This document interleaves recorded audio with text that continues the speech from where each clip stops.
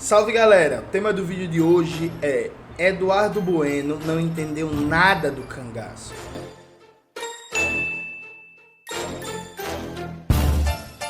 Antes de começar propriamente o tema do vídeo do canal, quero muito agradecer a você que ajuda a manter e melhorar o nosso canal a partir do Apoia-se. Seu apoio é fundamental para a gente continuar o nosso trabalho. Note, esse vídeo aqui é aquele vídeo mais rápido, gravado em casa, lembrando que tem sempre o vídeo de estúdio, com iluminação melhor, com som melhor, com tudo melhor. Veja, eu assisti ontem um vídeo do Eduardo Bueno, né, do Buenas Ideias. Já tem react aqui no canal, fazendo crítica ao Eduardo Bueno, deve estar aparecendo aí em algum lugar, não deixe de assistir depois. E por causa do desfile das escolas de samba esse ano no Rio de Janeiro, muito se falou de cangaço de novo, né? E como sempre, são abordagens, a meu ver, elitistas, abordagens idealistas, abordagens que não entendem o que é a consciência popular da classe trabalhadora brasileira, particularmente do camponês, né? E aí, o YouTube me recomendou esse vídeo do Eduardo Bueno, eu fui assistir e, nossa senhora, é péssimo. E aí, se eu assistir, vocês vão assistir também, a gente vai fazer um debate em cima disso. Vai estar aqui engatilhado o vídeo. Lembrando que aqui embaixo tem um QR Code do Pix para você ajudar a manter e melhorar nosso canal. Se você puder contribuir, chega junto, por favor. Aí vamos soltar esse react. Um país com tanto ladrão, mas tanto ladrão, desde o dia 1, né? Desde o dia 1º. Que de vez em quando é normal, a gente elege um para ser o nosso ladrão favorito, o nosso ladrão predileto. Tipo assim, o Robin Hood do sertão, o rei do cangaço, o primeiro e único e inigualável Capitão Virgulino Ferreira da Silva. Lá no sertão, cabra macho no ajoelho. Cagaço! Cagaço! Não, então, e aí o bagulho já começa bem moralista, né? O Lampião é um ladrão, o Lampião é um bandido, esse país tem muito ladrão. Inclusive, é bem aquela narrativa, o Brasil é o país da corrupção, aqui só tem corrupto, todo mundo quer levar vantagem, o jeitinho brasileiro, enfim. Tremei ante o rei do cangaço. Quem foi o rei do cangaço? Quem foi o rei do cangaço? Tu sabe, todo mundo sabe, o Brasil inteiro sabe. Foi o Capitão Virgulino Ferreira da Silva, o Lampião, o inigualável Lampião.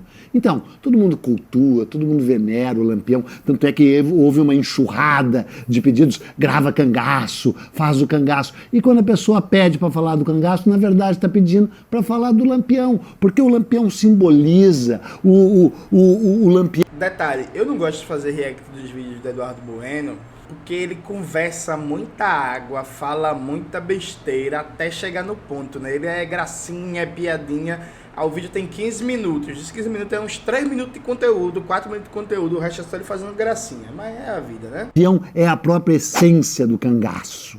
Cangaço é uma coisa misteriosa, começa com a palavra, né? O que quer dizer cangaço? O que quer dizer cangaço? Tudo bem, o Euclides da Cunha, o Gustavo Barroso, integralista, eles vieram com a explicação que cangaço vem de canga, aquela coisa que põe no ombro do boi, tal, e que os cangaceiros, né, esses bandidos sociais, esses caras que viviam em estripulias e correrias pelo sertão, usavam espingarda assim, usavam várias coisas penduradas.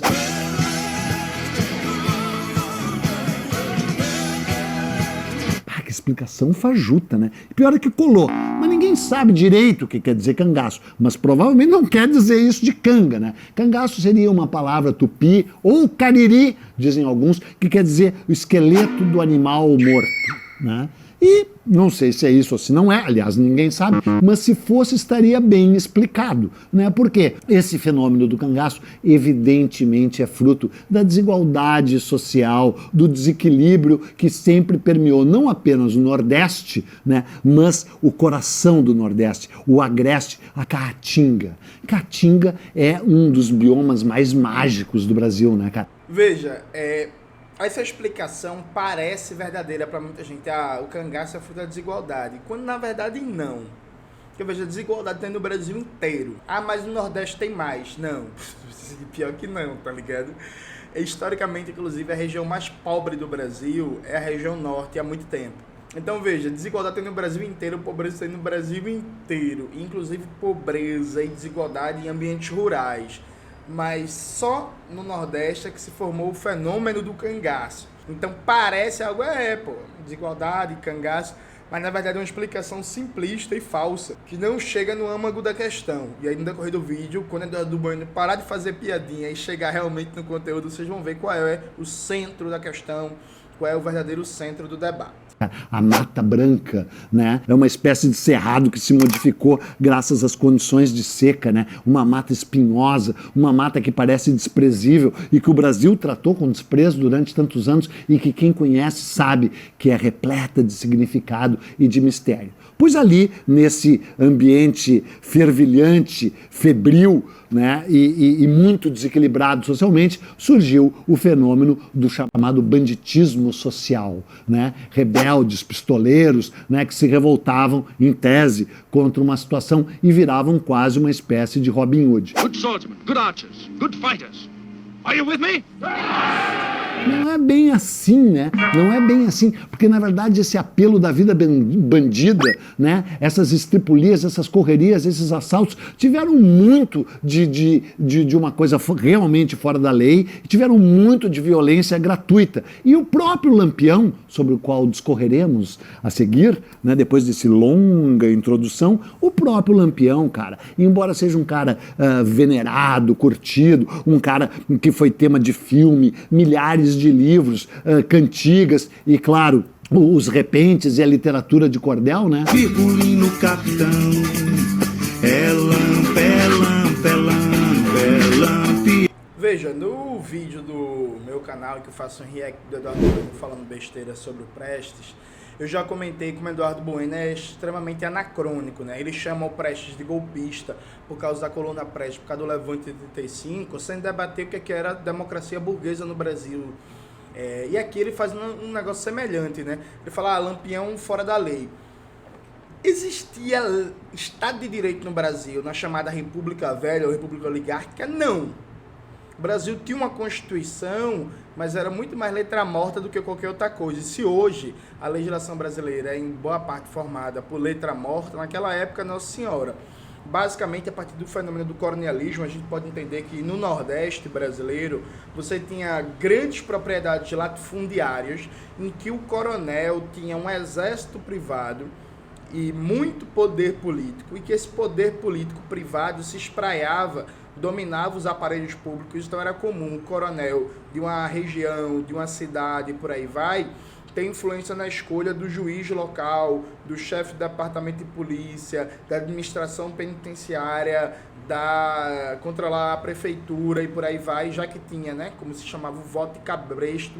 Boa parte da população, na época, mais de 80% dos brasileiros eram analfabetos, formalmente, não tinham direito de voto, mas o coronel podia fazer uma falcatrua ali para a galera assinar e dizer que não era analfabeto e votar de acordo com o que o coronel mandava, porque não tinha justiça eleitoral, viu, gente? Anos 20 no Brasil, anos 30, até comecinho dos anos 30, não tinha justiça eleitoral no Brasil. Então era a zorra, a fraude para todo lado. Então, tipo assim, Lampião era um fora da lei. Tá, não, tudo bem, Lampião era um criminoso, mas os coronéis também eram criminosos, mas meio que todo mundo era criminoso, porque não existia uma regulamentação jurídica de fato no Brasil. Veja, isso é um ponto fundamental. No Brasil, a gente só pode falar, e com muitas restrições, de um Estado de Direito de alcance nacional, um Estado de Direito de alcance nacional, e do monopólio estatal do uso da força, a partir da Constituinte de 88. Até então, o que a gente tem são expressões de Estado de Direito burguês e de monopólio estatal da força, muito mais no ambiente urbano das grandes cidades da costa brasileira, Rio, São Paulo, Porto Alegre, Recife, Fortaleza, Belo Horizonte, do que qualquer outra coisa. Então, assim, sabe? A gente só pode começar a falar, e com muitas restrições, repito, de Estado de Direito no Brasil, de amplitude nacional e de monopólio estatal do uso da força, e particularmente nesse ponto com muitas restrições, a partir da Constituinte de 88, sabe? Cara, o Lampião pra santo não servia, né? Cá entre nós, se não tem ninguém olhando, eu te diria que por um lado o Lampião foi até um escroto, meu chapa. Mas é o nosso escroto favorito, cara. Não enche o saco, não vai chamar o Lampião de escroto aqui no meu programa. Porque embora ele tenha sido escroto, nós gostamos do Lampião, cara. O Lampião entrou nesse velho oeste. Ah, essa foi boa, hein? Velho Oeste. Né? Porque quem é o Lampião, cara? Ele é o Billy the Kid, cara. Ele não é o Robin Hood lá naquela floresta de Sherwood, na Inglaterra. Até porque ele nunca roubou muito de rico para dar para pobre, né? Embora tenha dado um pouco de dinheiro para pobre também. Ele roubava pobre também. Ele é mais o Billy the Kid, até porque o ambiente é desértico, né? E você sabe, o Billy the Kid viveu lá no Novo México, né? No deserto do Novo México, no Texas, aquela coisa assim, né? E o Billy the Kid também era um escroto, né? Mas até o Bob Dylan ama o Billy the Kid. Feels like times have changed. Times maybe, not me. É muita piadinha, muita gracinha, pô. Então por que nós não podemos amar o Lampião? Né? Porque, cara, a história é uma fabricação, a história é uma fabulação. E poucas fabulações são mais envolventes, são mais românticas, são mais místicas do que... Veja, a história não é uma fabricação. O que você tem que entender são os mecanismos da construção da memória popular, que é parte da análise histórica. Já já eu vou explicar de por que, mesmo o cangaço não expressando um bandidismo social totalmente, como muitos autores colocam, tanto em livros teóricos como na poesia, no repente, no cordel, na música, no cinema, no teatro, eu vou tentar explicar isso para vocês. E veja, isso não significa que foda-se o que aconteceu, o importante é a fabricação em cima disso. Não. Até porque a forma como a coisa aconteceu explica em parte por que foi construída uma memória social em cima disso e não outra, percebe? Mas deixa ele chegar lá, porque aquele bicho enrola demais, pô. Dá até vontade de adiantar o vídeo. Que a história dos cangaceiros. E o cangaceiro essencial é o Lampião. O Lampião nasceu em 1898, em Serra Talhada, e já com 16 anos de idade, em 1914, ele já estava metido nessas estripulias ali. Era uma briga entre duas famílias, né? Tipo Montecchio e Pereira, em Verona, né? Uma odiava a outra, estavam sempre se matando, aquela coisa, né? E pior é que ainda tem essa história no Nordeste até hoje, né? E o pai dele foi morto. Alguns dizem que pela polícia, outros dizem que dentro desse confronto. E ele resolveu vingar a morte do pai, vingou, lavou em sangue a honra do pai, né? E por volta de 1916, 18, já estava a mil no cangaço, mas ainda era um cara subalterno. Daí ele entrou no bando do senhor Pereira, e aí já estava lá com o senhor, que resolveu se aposentar por conselho do Padim Cisso, porque ainda tinha isso, né? Os cangaceiros ainda tinham um santo encarnado na terra, o Padre Cícero, né? Que talvez algum dia, se você continuar mandando dinheiro, como tem mandado para o canal Buenas Ideias, só que não tem chegado dinheiro, por isso que eu vou parar com esse canal, eu talvez algum dia não faça o Padre Cícero. E aí o senhor largou, e quem assumiu a chefia do bando foi o Lampião, em 22. Em 1926, em abril de 1926, depois de já ter saqueado várias fazendas e cidades... Deus te abençoe, Severino. E me pedir para rezar o ofício de casamento.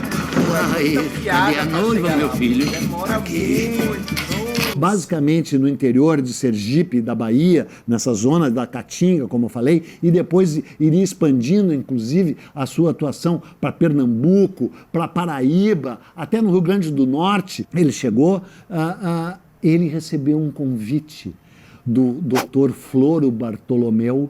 Vai estudar quem é o Dr. Floro Bartolomeu, cara. Eu que não vou te contar. O Dr. Floro Bartolomeu... que os crimes anteriores deles não seriam anistiados. Então ele ficou com os fuzis e rompeu o acordo. Que maravilha, né? E aí, armado pelo próprio governo, ele passou a atacar mais ainda, mais cidades, mais fazendas, mais pessoas, e atacar indiscriminadamente, cara. A gente pode querer venerar o Lampião, curtir a vida bandida do Lampião, entendeu? A vida selvagem, o chamado selvagem que o Lampião escutou, e toda essa lenga-lenga aí de um historiador chamado Rui Facó e do próprio Eric Hobsbawm, né, que chama de cangaceiros e fanáticos. O Rui Facó tem um livro clássico com esse nome, o Hobsbawm tem um livro Bandidagem Social, o Bandido Social, mas na real, cara, o cara não... Primeiro que o nome do livro do Eric Hobsbawm é Bandidos. E aí veja, o que o Rui Facó e o Hobsbawm entenderam, que várias pessoas entenderam por caminhos diferentes, é o seguinte, vamos lá, finalmente a gente chegou na parte interessante. Qual é o X da questão? O que era o Nordeste brasileiro nos anos 20 e no começo dos anos 30? A gente está falando de uma região dominada por grandes latifúndios, seja de cana-de-açúcar, seja de cacau ou outros produtos, com coronéis que tinham total poder militar privado, poder político, mandavam na justiça, mandavam na polícia, mandavam na prefeitura, mandavam na Câmara de Vereadores. Uma população camponesa extremamente pobre, com expectativa de vida de 40 a 45 anos, que não tinha sindicato, que não tinha partido político, que não tinha ONG, que não tinha nada por ela. E o papel do coronel era muito uma coisa quase que de caixa, né? Passando de pai para filho, de avô, não sei o quê. Então, tipo, era muito comum um coronel nos anos 20 se orgulhar do seu tataravô que chegou aqui nas caravelas portuguesas, ou do seu avô que era proprietário de escravos e por aí vai. E a política no Nordeste, particularmente nas regiões mais rurais, era basicamente uma eterna disputa política e militar de coronéis. E aí não poucas vezes, inclusive, com a clivagem racial, né? Com o coronel se colocando como branco, como descendente de europeu e por aí vai. Não necessariamente fosse, mas enfim, era assim que se colocava. De tal sorte que, o que é o cangaceiro? O cangaceiro é um elemento diferente de ruptura com essa ordem oligárquica. O cangaceiro é alguém que consegue poder político, consegue influência, consegue montar o seu grupo privado de poder militar com armamento e disputar a política. Inclusive, alguns cangaceiros se transformaram inclusive em fazendeiros, tiveram fazendas, entraram em confronto com coronéis. Então, para a memória popular, numa época sem sindicato, numa época que não tinha movimento sem terra, numa época que não tinha partido operário, numa época em que o camponês se via totalmente indefeso frente ao coronel, que podia fazer tudo. No Brasil, nos anos 20 e 30, o coronel mandava escotear ainda seus trabalhadores. Normalmente não pagava salário, normalmente ele que dizia, por exemplo, o que era certo na hora de dividir uma safra, por exemplo, na hora de dizer quanto tempo trabalhar, na hora de dizer se está trabalhando muito ou pouco. E aí na memória popular, durante 2 décadas basicamente, o que se viu como contraponto a isso foram pessoas de origem popular, pessoas pobres, caboclas, negras, que finalmente tava lutando pra fuder no coronel, que finalmente tava matando um coronel, que finalmente tava aperreando o juízo dele, que finalmente tava disputando o poder. É natural que o camponês olhasse para aquele cangaceiro e se projetasse nele, porque era o mais próximo enquanto figura de poder que ele tinha naquela realidade oligárquica. Então, não é que as pessoas são ignorantes, são burras, ou que a história não importa, o que importa é a fabricação. Por isso que se criou a imagem do cangaceiro como um justiceiro, um bandido social. O que é importante, o que é central, é que aquilo foi o mais próximo, antes de ter sindicato rural, antes de ter movimento de luta pela terra, antes de ter partidos de esquerda, partidos comunistas se organizando no campo, aquilo foi o mais próximo que se teve de dar alguma resposta, alguma contestação, de você ter um ator político diferente daquele conjunto de oligarquias. Então, a consciência popular, sim, criou um processo de romantização do cangaceiro que enfrentou o coronel, do cangaceiro que matou o coronel, do cangaceiro que roubou o coronel para distribuir para os pobres, do cangaceiro que raptou a esposa ou a filha do coronel. Aquilo foi uma tentativa de buscar dar uma resposta no plano simbólico àquela ordem oligárquica tão opressiva de que o camponês se sentia desamparado e sem poder para confrontar aquele coronel que estava ali. E veja, isso é uma tendência histórica, inclusive, do movimento camponês. Vale lembrar, por exemplo, o Michel Foucault, no Vigiar e Punir, ele cita como na França surgiram vários folhetins idolatrando bandidos, ladrões, que roubavam, por exemplo, senhores feudais. O senhor feudal também todo poderoso, também dono de um exército privado, dentro do seu feudo ele mandava em tudo, ninguém poderia contestar ele. O mais próximo que ele tinha de uma ameaça era com outro senhor feudal ou com um grupo de salteadores, de ladrões. E esses salteadores, esses ladrões, foram cantados em prosa e em verso. Eles cometiam assaltos, violências, assassinatos, estupros contra a população camponesa, sim, assim como os cangaceiros, mas também cometiam contra os senhores feudais, assim como os cangaceiros contra os coronéis. E aí, provavelmente, um camponês, ele cresceu ouvindo do seu pai, e na vida inteira dele, o único momento que ele viu um coronel se dar mal, o único momento que ele viu um coronel se fuder, foi na mão de um cangaceiro, aquele coronel que oprimiu ele a vida inteira. Então, o único momento que ele viu o coronel se lascar, sem ser por outro coronel, foi por um cangaceiro. E aí tem um elemento de identificação racial, tem um elemento da origem pobre, tem um elemento, inclusive porque, por exemplo, vários cangaceiros tiveram, a maioria deles tiveram infância miserável, né? Eram pobres, fodidos, então não tinham uma dentição, por exemplo, eram banguelas, tinham marcas do sol, marcas do trabalho. Um camponês olhava para aquele homem armado, que metia medo, que intimidava e conseguia se reconhecer nele, se identificava simbolicamente com ele. E aí isso foi incorporado dentro desse processo de migração das zonas rurais para as zonas urbanas, a própria cultura urbana do Nordeste, particularmente de Recife. Então não é à toa que, por exemplo, Chico Sainz e Nação Zumbi fazem uma música, Bandidismo por uma Questão de Classe, exaltando essa imagem do cangaceiro como um justiceiro social. Isso permeia a memória, a consciência popular daquele camponês que migrou para a cidade e essa cultura se cimentou aqui. Não é à toa que o Glauber Braga, não, Glauber Rocha, Glauber Braga é o deputado. Glauber Rocha, nos seus filmes, aparece o cangaceiro como um símbolo de enfrentamento ao coronel, num período de muito debate sobre reforma agrária, num período de muito debate sobre enfrentar o poder do latifúndio. Ou seja, numa dinâmica 100% oligárquica, o cangaceiro acabou sendo, por muitos anos, o único elemento de disputa política que não tinha origem oligárquica. O mais próximo que se poderia encontrar de um elemento popular na disputa pelo poder, ainda que ele não tivesse um projeto de transformação social. Isso fez com que, durante anos, para o camponês, o mais próximo que ele tivesse de uma expressão política não oligárquica fosse o cangaceiro. É natural o processo de idealização, de romantização do cangaço, percebe?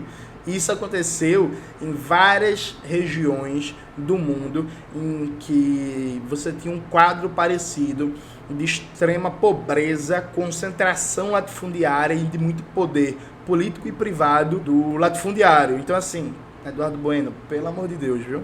Pelo amor de Deus! Um criminoso, um assassino, entendeu? Embora uma personalidade fascinante. O nome, não expliquei ainda, né? O nome Lampião vem dele próprio, se deu. Ele disse que o fuzil dele não parava durante qualquer tiroteio. O fuzil dele estava sempre aceso, que nem um lampião. Aí que veio o nome. Ele usava óculos, né, cara, mas não errava um tiro. E aí, armado pelo próprio governo, ele passou a fazer mais estripulias, mais correrias ainda pelo sertão. Até que em 1928, quem é que ele conheceu? Quem é que ele conheceu? Tu sabe quem é que ele conheceu, cara? Ele conheceu a Maria Bonita, cara. Imagina, a Maria Bonita. Ela era tão maravilhosa que se chamava Maria Bonita. Não é a Maria Feia, é a Maria Bonita. Filha do velho José, Maria Beleza Rara, foi nascida e criada na Malhada Caiçara. Maria, Maria, bonita como a natureza. E eles, cara, se apaixonam. Ele invade a fazenda onde ela está e ela era casada. E ela diz, ela olha para ele e diz assim: esse é o amor da minha vida. Como é que é? Vai me levar ou quer que eu te acompanhe? É assim que começa o caso de amor fantástico, maravilhoso do Lampião da Maria Bonita. E ela vai com ele. E a partir de então, ela tem uma influência, na verdade, muito benéfica no movimento, porque era um movimento só de homens e ela torna um movimento misto. Ela passa a acompanhar o Lampião e daí outros cangaceiros passam também a ter as suas mulheres, entendeu? E amenizam a violência dos seus atos e tal. E eles vivem, de fato, cara, um lance Romeu e Julieta, assim, sensacional. O caso de... Veja, isso não é bem verdade. Tinha outras mulheres no cangaço. De fato, a Maria Bonita foi a mais conhecida. E aí o Eduardo Bueno, como sempre, ele não pega a questão essencial. A gente está falando de uma sociedade rural, nordestina, latifundiária, extremamente, violentamente oligárquica e violentamente machista, em que veja o elemento de identificação. A mulher camponesa tendencialmente tinha medo do cangaceiro, mas ao mesmo tempo, quando é que a mulher ia ver a camponesa, ia ver uma mulher em armas colocando medo em outros homens? Só no cangaço, tendencialmente. Percebe? Então, tipo assim, sim, o cangaço não era um movimento popular, mas era um movimento que negava ou relativizava vários traços da sociedade latifundiária oligárquica que estava colocado naquele momento da história. E quem perde isso de vista não entende o cangaço, não entende a memória popular que foi construída em torno dele, né? O amor deles é tão bonito quanto Caramuru e Paraguaçu, quanto Oswald de Andrade e Tarsila do Amaral. Apareceu Lampião, Maria se apaixonou e entregou o coração.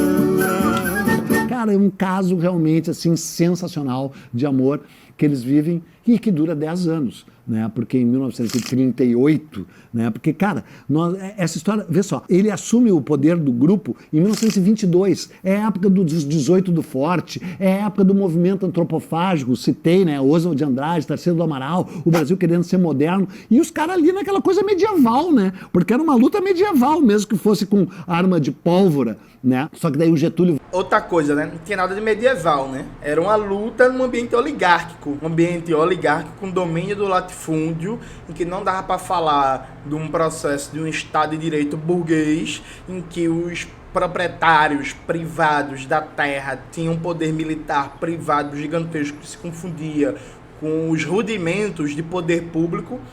Então não tinha nada de medieval, não tinha nada tipo assim, pessoas dizer, era atrasado comparado com o centro do sistema capitalista. Sim, mas era uma propriedade latifundiária, de baixa tecnologia, de baixa produtividade, mas totalmente integrada ao mercado capitalista global, né? Fornecendo, por exemplo, açúcar que ia ser exportada e consumida nos mercados da Europa e dos Estados Unidos, exportada por grandes empresas capitalistas, principalmente da Inglaterra nessa época. Então, assim, não tinha nada de medieval, nada. Vargas faz a Revolução de 30.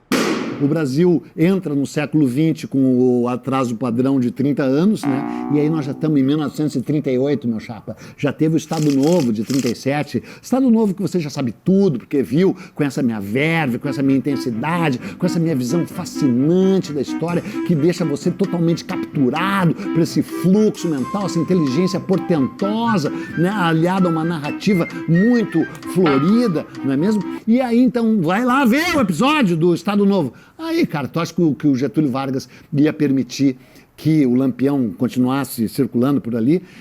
Mas nem foi o Getúlio que mandou matar, né? Ele foi morto no próprio contexto dessas oligarquias rurais ali. O tenente João Bezerra, ele estava refugiado, ele já estava há um bom tempo escondido. Ele estava refugiado num lugar maravilhoso chamado Grota do Angico. Eu fui lá, cara, do lado do Velho Chico, do lado desse rio maravilhoso, desse rio cristalino, verde, que tem que fazer a transposição, cacete, um rio que tem problemas, mas mesmo assim é maravilhoso. E nessa parte, então, é incrível. Do lado da cidade de Piranhas, ele estava ali, numa grota do Angico. Quando foi, óbvio, dedurado por um dedo duro, né?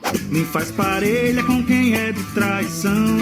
E aí o tenente João Bezerra chegou lá, os homens dele todos nervosos, todos tremendo, e atacaram de surpresa, mataram 9 cangaceiros e suas mulheres, largaram os corpos num riacho seco e cortaram as cabeças deles, como você sabe, né? Cortaram as cabeças. Botaram as cabeças em tonéis de querosene com sal grosso e levaram primeiro para Maceió. Foi no dia 28 de julho de 1938, esse capítulo final da história do Lampião. E as cabeças foram levadas primeiro para uma localidade próxima, ficaram lá na escadaria da igreja, depois foram levadas para Maceió e depois foram levadas para Salvador, onde fizeram parte do tétrico acervo do Museu Nina Rodrigues, onde estava a cabeça de Antônio Conselheiro, lá de Canudos, né? E só quase nos anos 70 que a família dele, 1970, 68, não me lembro agora a data, depois aparece aqui um letter dizendo qual é a data correta, que a família dele conseguiu resgatar a cabeça e dar-lhe um enterro cristão. Mas eu falei que foi o capítulo final do Lampião, não foi o capítulo final, cara, porque Lampião vive, cara, vive nas memórias, vive no cordel e vive porque o cinema brasileiro, o Brasil não produz mitologia sobre a sua própria história, cara, ao contrário dos Estados Unidos, e nesse caso produziu. Então tem o filme do Lima Barreto, O Cangaceiro, de 1953. Repare essa afirmação, o Brasil não produz mitologia sobre sua própria história. Vamos presta atenção nisso. Aí vê os exemplos e eu quero comentar isso. Depois tem os 2 filmes do Glauber Rocha, que tem tudo a ver com o Lampião, né? Deus e o Diabo na Terra do Sol, e o Santo Guerreiro contra o Dragão da Maldade, né? Com toda essa estética do cangaço. Aliás, a estética do cangaço é simplesmente maravilhosa, né? Aquelas roupas incríveis, tudo, né? Pra se bater com o poder lá do sertão, mas Lampião disse que contra o flagelo tem que lutar com parabelo na mão. Então, mesmo que o Lampião tenha sido um escroto, e por um lado foi um assassino, um criminoso, ele é o nosso querido bandido de estimação, e num país com bandidos tão sórdidos, de terno, gravata e colarinho branco, eu sou mais o Capitão Virgulino e sua amada Maria Bonita. Então, pelo menos numa projeção simbólica, Lampião vive, Maria Bonita também, e está encerrado. Veja, o Eduardo Bueno ele poderia ter debatido que no contexto do Estado Novo e da Revolução de 30 teve um esforço do governo Vargas para reduzir o poder militar e o poder político das oligarquias locais e centralizar um pouco mais o poder, né? Isso se dá no enfrentamento de algumas oligarquias, se dá no enfrentamento ao cangaço, isso se dá no enfrentamento, inclusive, de alguns caudilhos do Rio Grande do Sul, isso se dá no enfrentamento também de potentados militares do norte, da decadente economia da borracha e por aí vai. Mas enfim, isso não é a especialidade do Bueno. Mas veja, o Brasil produz sim muita mitologia, produz muito mito. Aliás, o povo brasileiro tem uma tendência a um realismo mágico, a um certo misticismo, que o X da questão é que raramente isso chega no cinema, isso chega nos livros oficiais do mundo acadêmico e por aí vai. Mas você pega, por exemplo, o livro do Nelson Werneck Sodré sobre a coluna Prestes, o Sodré mostra como os camponeses criaram vários mitos, várias histórias para explicar a coluna Prestes. Tipo, por que a coluna Prestes nunca era derrotada, nunca era pega? Porque Prestes era adivinho, Prestes conseguia prever onde os militares iam. Tem alguns mitos que diziam que Zumbi e a Princesa Isabel estavam com a coluna Prestes. Tinham pessoas que diziam que Prestes tinha um poder de cura e queriam tocar nele. Vários outros mitos, percebe? O caso do Lampião, veja, quando o Glauber Rocha, por exemplo, vai gravar seus filmes, vai gravar Deus e o Diabo na Terra do Sol, isso aí, e por aí vai, você já tinha décadas de literatura de cordel, de repente, de cancioneiro, de artista, artesão do barro, e por aí vai, que estava falando, que estava reproduzindo, que estava ajudando a difundir essa mitologia do cangaço. Então, tipo, essa memória foi passado, e aí tem um bagulho louco que é, tem um repente, é verdade e tal, mas boa parte da população é analfabeta, tá ligado? Mais de 30% de analfabetos, então isso passou muito por oralidade, tá ligado? Transmissão oral de conhecimento, de lendas, de mitos, de história. Ah, não, porque, por exemplo, tem um famoso cordel, é quando o Virgulino Lampião vai pro inferno, tipo. Esse cordel circulou muito, que foi o tema, né, da escola de samba que foi vencedora esse ano do carnaval, mas isso passava muito pela oralidade das pessoas, pelo próprio mito das coisas, tá ligado? Então, assim, o Brasil sim produz mitologia, porque a burguesia brasileira, a classe dominante brasileira, seus intelectuais e certos acadêmicos de classe média têm dificuldade de apreender esses mitos, mas eles existem. Inclusive, historicamente, é o repente, é o cancioneiro, é a música popular, é o carnaval das escolas de samba. Enfim, a cultura popular que produz essa mitologia, essa história rica, que ajuda a preservar a memória do nosso povo. É assim, né? Não tem expectativa que o Eduardo Bueno consiga entender isso. É mais um vídeo que é meio, Lampião era bandido, mas era um bandido simpático. Tipo, ele não explica por que um cara como Lampião virou esse mito e esse herói popular, porque ele não tem capacidade de entender a memória popular, a construção dessa memória, e não explica o ambiente oligárquico, né? Fala dos coronéis, fala e tal, mas de maneira muito superficial. E Eduardo Bueno tem um quê elitista, né? Tem um quê antipopular muito forte nos comentários dele, nos debates dele, na produção dele, que se reproduz nesse vídeo. É isso, galera. Espero que vocês tenham gostado do vídeo de hoje. Não se esqueça de se inscrever no canal, ativar o sininho, curtir esse vídeo, compartilhar e tudo isso que vocês já sabem. Um beijo e até a próxima.